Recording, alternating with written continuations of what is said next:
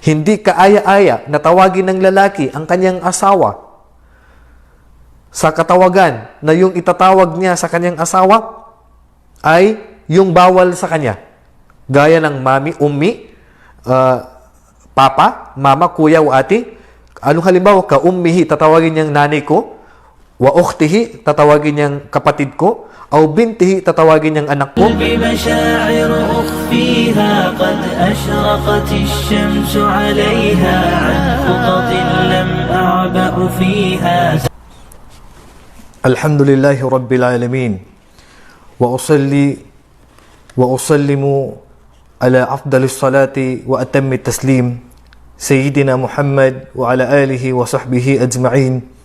أما بعد، السلام عليكم ورحمة الله وبركاته. Ang lahat ng papuri ay para lamang sa ating nag-iisang Diyos na karapat-dapat sambahin, ang Allah subhanahu wa ta'ala, at sumakan niya sa kanyang huling sugo at propeta na si Muhammad ang kapayapaan at ang pagpapala. Mga kapatid, sa pananampalatayang Islam at sa aming mga brothers and sisters na patuloy na sumusubaybay sa ating pagtalakay kaugnay sa pagpapalakas o pagdadagdag ng kaalaman sa ating relihiyong Islam, ay tatalakayin ko sa inyo ngayon ang isa na naman sa hiling o ni-request ng isa sa mga kapatid natin na pag-usapan pag-usapan natin ang tungkol sa batas, kung maaari bang tawagin ng lalaki o ng mag-asawa ang kapwa nila. Halimbawa si brother, tawagin niya ang kanyang asawa na mami, o kaya ay tawagin niya ng mama, ate, o ano pang katawagan kung saan yung mga tao na yun na itatawag niya sa kanyang asawa ay mga bawal sa kanya. Kagaya rin sa babae, tatawagin din niya ang kanyang asawa na daddy, pa o papa o kuya o ano pang mga katawagan na yung mga tao na yun na ginagamit nilang itatawag sa kanilang asawa ay mga haram sa kanila kung tutuusin. So ito po yung pag-usapan natin ngayon tungkol sa batas nito. Sa panahon kasi natin ngayon, hindi po yan ginagawa actually noon sa panahon ng propeta sallallahu alaihi wasallam na tinatawag nila ang kanilang asawa sa tinatawag na ina o ummi o abi. Kasi papasok po ito sa dihar. At pinag-usapan ito ng ating mga ulama, ang tungkol sa dihar. So bago ko po talakayin itong request na tatalakayin ko ngayon tungkol sa pagtawagan. Siyempre, sweet yung mag-asawa dahil sa sobrang kaswitan, sa sobrang tamis ng pagtawag ng bawat isa. So ang tawag na sa kanilang asawa ay daddy, mami, kuya, ate. Kumbaga, hindi na ginagamit yung salitang mahal, honey, ano pa ba, sweetie, hindi na ginagamit yung mga tawag na yun. O asawa ko, kundi ang tawag na ay daddy, mami, kuya, ate. So, ang naging problema dito mga kapatid, mga kababayan, o mga kapatid sa pananampalatayang Islam, special sa may mga asawa ngayon, ay tungkol po sa dihar. Okay, ano ba yung tinatawag na dihar? Bago ko po talakayin ito ngayon. Ang dihar, mga kapatid, sa pananampalatayang Islam, nangyari ito sa panahon ng propeta sallallahu alaihi wasallam, yung tinatawag na dihar. Ibig sabihin, tatawagin ng lalaki ang kanyang asawa. Ito ang dihar ay galing ito sa lalaking salita. Tatawagin niya ang kanyang asawa na anti alayya ka dhahri ummi. Kumbaga, ikaw, misis, ay para kang likuran ng nanay ko para sa akin. Kumbaga, parang gustong sabihin ng lalaki sa kanyang asawa na haram sa kanya ang kanyang misis. Parang gusto niyang bigyan ng leksyon yung kanyang misis. At nangyari ito sa panahon ng propeta sallallahu alaihi wasallam. At ang kabayaran nito, mga kapatid, sa pananampalatayang Islam ay nakadepende ito sa intensyon, sa intensyon ng lalaki.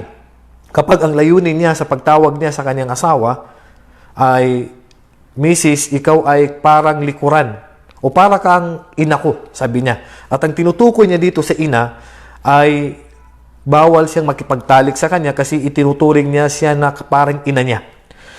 So ngayon, kapag yun ang kanyang intention, Ito ay pinag-usapan ng ating mga ulama ito. Ang tawag dito ay dhihar. Sa batas ng Islam, ang tawag dito ay dhihar. At ang dhihar, mga kapatid, sa pananampalatayang Islam, ay mababasa natin ito sa Quran, sa suratu Al-Mujadalah. Sa suratu Al-Mujadalah. Kung saan, isa sa mga sahaba, ang tinawag niya ang kanyang asawa na para kang likuran ng aking ina, na ang kanyang intensyon dito ay para layuan ang kanyang asawa, para maging haram ang kanyang asawa. So, hindi niya pwedeng galawin ang kanyang asawa hanggat hindi siya makabayad ng kafara. So, alam niyo ba ang kafara, ang kabayaran ng taong tinawag niya ang kanyang asawa na mami? Ang tinutukoy natin dito, yung intensyon niya, maging haram ang kanyang ina.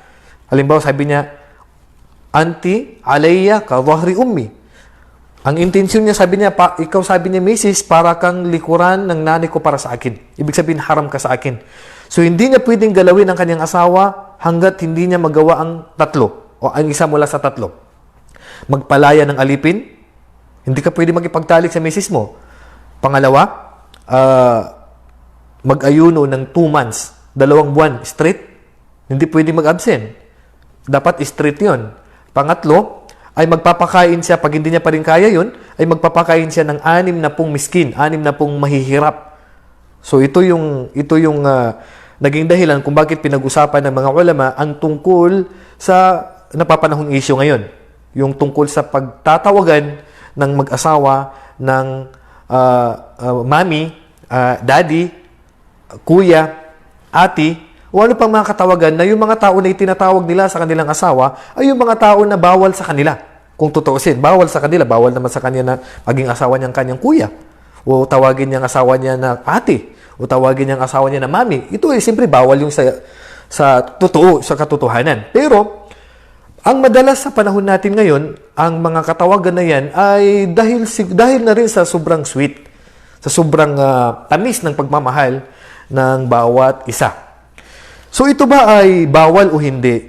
Ang pagtatawagan ba na mag-asawa sa mga ganitong katawagan, ummi, kasi ang ummi is salitang Arabic yan, na ang ibig sabihin ay mami, o kaya ay nanay, so parang sa sobrang tamis ng pagtatawagan o pagmamahalan ng mag-asawa, so ginamit na nila ang mga salitang ito sa pagitan ng bawat isa sa kanila. So dito, ang bagay ba na ito ay papasok ba sa dihar yung tinalakay natin kanina? Papasok ba sa dihar kung tatawagin ng lalaki ang kanyang asawa na mami? O tatawagin ba ng babae ang kanyang asawa na daddy? O kahit anong katawagan, uniulit ko na yung mga bawal sa kanila. So dito mga kapatid, sa pananampalatayang Islam, nagkaroon ng opinyon ang ating mga ulama. Nagkaroon ng opinyon ang ating mga ulama. Ibig sabihin, hindi nila ito napagkasunduan. May nagpahintulot, mayroong hindi nagpahintulot. Okay? Ulitin ko, nagkaroon ng opinyon ang ating mga fuqaha, ang ating mga ulama sa batas tungkol sa pagtatawagan ng mag-asawa ng mami, daddy, ummi, abi. Okay lang sana mga kapatid kung sasabihin ng lalaki sa kanyang asawa na ummi ni ganito, o mami ni ganito, mami ni Abdullah, o ummi ni... Okay lang sana kung ganong salita. O kuya ni ganito, okay lang sana kung ganon. Pero ang problema dito, direkta mo siyang tinawag na mami, o mami ko, o daddy ko, o kaya ay kuya ko, o ate ko. So ito yung problema dito. So ito yung tatalakay natin dito kung ano ba ang batas ng Islam dito. So sabi ko nga, nagkaroon ng opinyon ang ating mga ulama tungkol sa bagay na ito. Okay. Isa sa mga libro na bababasa natin ng pagtalakay dito ay katulad ng halimbawa sa kitab ng Al-Mughni, Al-Mukhtasar Al-Khiraqi. At basahin natin yung, actually ito, ang libro na ito ay madhab ng Maliki. Madhab ng Malikiya. Ang libro na Mawahib al-Jalil min Adillati Khalil. Itong si Khalil ay si Khalil bin Ishaq al-Maliki. At isa sa mga muasir na mga ulama natin na nagsulat dito ay si Ahmad bin Ahmad al-Amin bin Ahmad al-Mukhtar Asyankiti. So, sabi sa libro, nakalagay في مختصر سنن أبي داود للحافظ المنذر ما نصه باب في الرجل يقول لامرأته. Actually, ang hadith na ito, mayroong hadith na nabanggit tungkol dito sa Marawahu Abu Dawud, sa libro na ito na babasahin natin mula sa libro na Mawahibul Jalil min Adillati Khalil. Ito ay sa pananaw ng Malikiya, na ang kanilang dalil, ang kanilang katibayan na binanggit ay Marawahu Abu Dawud. Ang babun fir rajul yaqulu limraatihi, sa lalaki na tatawagin niya ang kanyang asawa na ya ukhti. Tatawagin niya ang kanyang asawa na ate. O kaya ukhti, ibig sabihin kapatid. Yung kapatid, siyempre haram sa atin na pakasalan yan. Ibang usapan pag kapatid sa Islam. Ang tinutukoy dito, kapatid natin sa dugo. At ang hadith na ito ay naisalaysay ni Abi Tamima an rajulin an qawmihi annahu sami'a an-nabi sallallahu alaihi wasallam. Naisalaysay ni Abi Tamima na may isang lalaki mula sa mga tao niya na narinig siya ng propeta sallallahu alaihi wasallam. Sami'a rajulan yaqulu limra'atihi. Narinig ng propeta sallallahu alaihi wasallam yung isang lalaki na tinawag niya ang kanyang asawa na ya ukhayya. So tinawag niya ang kanyang asawa na o kapatid. Parang sabihin niyo, o ate o kapatid ko. At dito pinagbawalan siya ng propeta sallallahu alaihi wasallam sa pagtawag ng kanyang asawa na ate o kapatid. Pinagbawalan siya. Sabi ni Al-Khitabi, innama kuriha dhalika li'annahu madhinnatu tahrim. Naging hindi kaaya-aya ang pagtawag ng bagay na ito katulad ng ukhti o ummi o mami. Sabi ni Al-Khitabi, innama kuriha dhalika li'annahu madhinnatu tahrim. Ito ay hindi kaaya-aya na itawag sa asawa dahil maaari na maging haram si misis mo sa'yo. Wadhalika anna man qala limra'atihi anta ka ukhti wa arada bihi dhihar kana dhiharan. Kasi kapag ang lalaki tinatawag niya ang kaniyang asawa, sabi niya para kang ate ko. So maaari ang intensyon maaring ang intensyon ng lalaki ay para kang ate ko sa pagmamahal ko. Kaya anti ka ummi o para kang nanay ko sa pagrespeto ko. Kung ang kaniyang intensyon doon ay pagmamahal, walang problema. Pero kung ang kaniyang intensyon dito ay dhihar, para maging haram sa kanyang misis, so papasok dito ang dhihar. So magiging haram sa iyo si misis mo.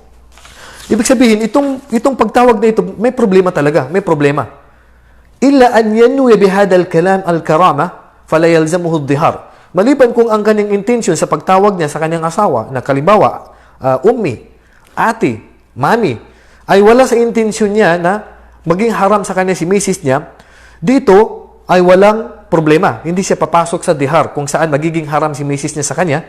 Wa inna makhtalafu fihi idha lam takun lahu niyya. Nagkaroon ng opinion ang ating mga ulama kung wala siyang intention, yan yutlikal kalam. Pagsasabihin niyang ummi, direct lang at hindi siya nag-intention. So ayon sa ibang mga ulama, kapag nagsabi ka ng ganun at hindi ka nag-intention, automatic yun ay dihar. Yun ay dihar. Ibig sabihin, magiging haram si misis mo sa'yo. Ibig sabihin, mga kapatid, sa pananampalatayang Islam, brothers and sisters sa may mga asawa, itong mga katawagan na ito, nagkakaroon ng problema. So, ang ilan sa mga ulama, ang sabi nila, na hindi kaaya-aya na tawagin ng lalaki ang kanyang asawa na ummi, o abi, o ukhti, o mami, o daddy. Hindi kaaya-aya na tawagin sila sa bagay na yan. Pero dito, mga kapatid, sa pananampalatayang Islam, yung dalil na ito na nabanggit ko sa inyo na Marawahu Abu Dawud ay mahina. Mahina yung hadith na ito na binanggit ng ating mga ulama.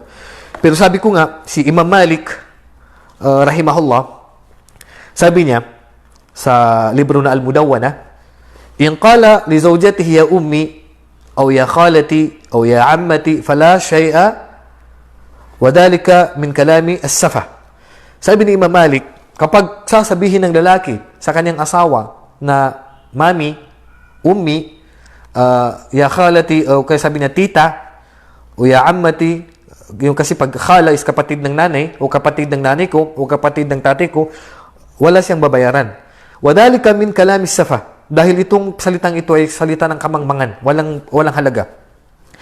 Kaya nga, sabi ni Khalil bin Ishaq Maliki al-Madhab, sabi niya, suffiha qailun ya ummi wa ya ukhti. Ibig sabihin, yung tao na nagsasalita at tinatawag niya ang kanyang misis, ikaw mister pag tatawagin mo si misis mo na ummi, mami, o kuya, o ate, yan ay salitang kamangmangan.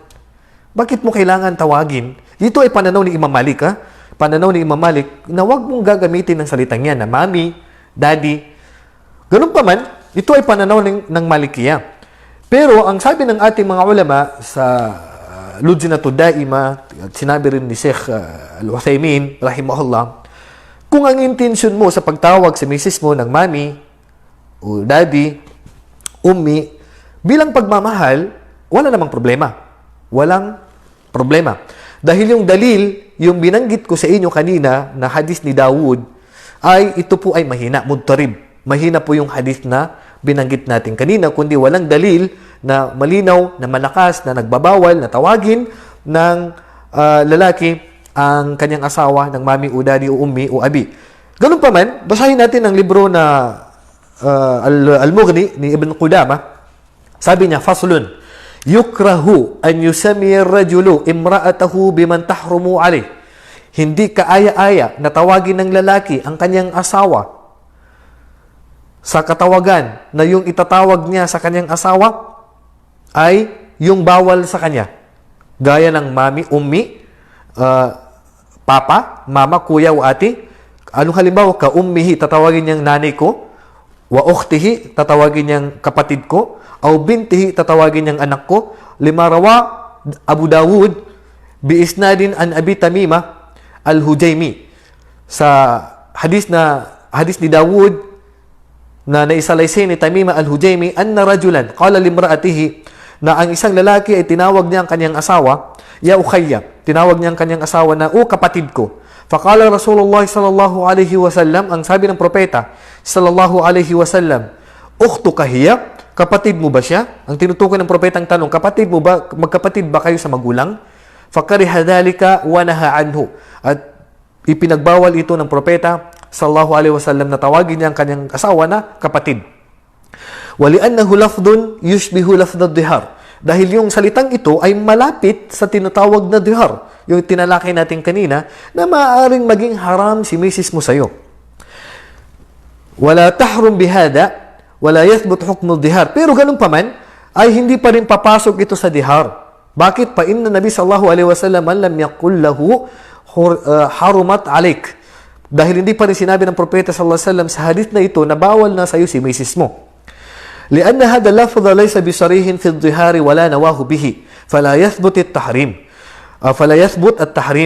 dahil ang salitang yun ay hindi naman hayag na sinabi ng lalaki ngayon, lalong-lalo na sa panahon natin ngayon, pag nagtatawagan ng mga mag-asawa ng ummi, abi, ati, kuya, ay wala naman sa intensyon nila na maging haram ang kanilang asawa sa pagitan nila. Dahil si Ibrahim alayhi salam, nung ipinadala sa kanya yung isang hari na mapagmalaki, fasa'alahu anha ni Sarah, tinanong siya ng hari kung sino si Sarah. Dahil nga itong hari na ito, kapag asawa mo, kukunin niya. Kaya si Ibrahim a.s., ang tawag niya sa kanyang asawa ay ya ukhti. Pero hindi ito tinawag na dihar. Ganun pa man. Mga kapatid, sa pananampalatayang Islam, tungkol sa bagay na ito, itong pagtatawagan ng mami o daddy, hindi natin salita yan. Malapit ito sa tashabbuh bil kuffar. Ito ay malapit sa panggagaya sa mga salita na mula sa mga non-Muslim. Okay. Kahit na ito ay pinahintulutan ng ating ibang mga ulama, itong pagtatawagan ng daddy, mami, kuya, ate, mas mainam na iwasan natin. Alam niyo kung bakit natin dapat iwasan to? Kasi hindi lahat ng tao alam na mag-asawa kayo. Hindi lahat ng tao alam nila na kayo ay mag-asawa. Kasi kung ganyan ang inyong tawagan, kuya, ate, o mami o daddy, ganyan kayo magtawagan, yung mga tao na hindi nakakaalam na kayo ay mag-asawa, maaaring magustuhan nila si misis mo. Totoo yan. O maaari na si Mr. mo sister ay magustuhan ng mga babae. Bakit? Sasabihin nila, ay magkapatid pala sila. So gusto mo ba na mangyari yun? O maaari na si ibang mga lalaki magustuhan si misis mo. Papayag ka ba na dahil sa pagtatawagan nyo na yan, ay aakalain ng mga tao na kayo ay magkapatid. O aakalain ng mga tao na kayo ay mag-ama o mag-ina. So ito yung mga hindi kaaya-aya na mangyayari dito. Kasi hindi na, balay ba nila na mag-asawa pala kayo? Dahil lang biruin mo ang tawagan nyo, daddy, mami. Sabi niya, tatay niya pala yun. Ay kapatid niya pala yun.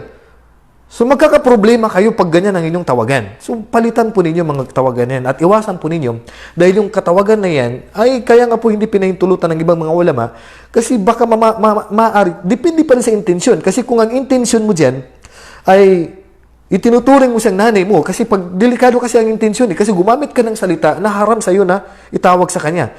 Kapag ang intensyon mo dyan ay bilang nanay mo siya na maging haram, so magiging haram si misis mo sa iyo. So, iwasan natin ang mga salitang to na gagamitin natin sa ating mga asawa na mami, daddy, umi, abi, kuya, ate, kasi napakalapit sa haram. Malapit talaga sa haram kasi babalik kasi sa intensyon to. So, tumawag na lang po kayo ng mga katawagan na hindi naman magiging haram ang misis. Marami naman dyan pwedeng itawag sa kanila. Bakit yung mga magulang pa ninyong itawag niyo sa kanila? Sa dami ba naman ng katawagan?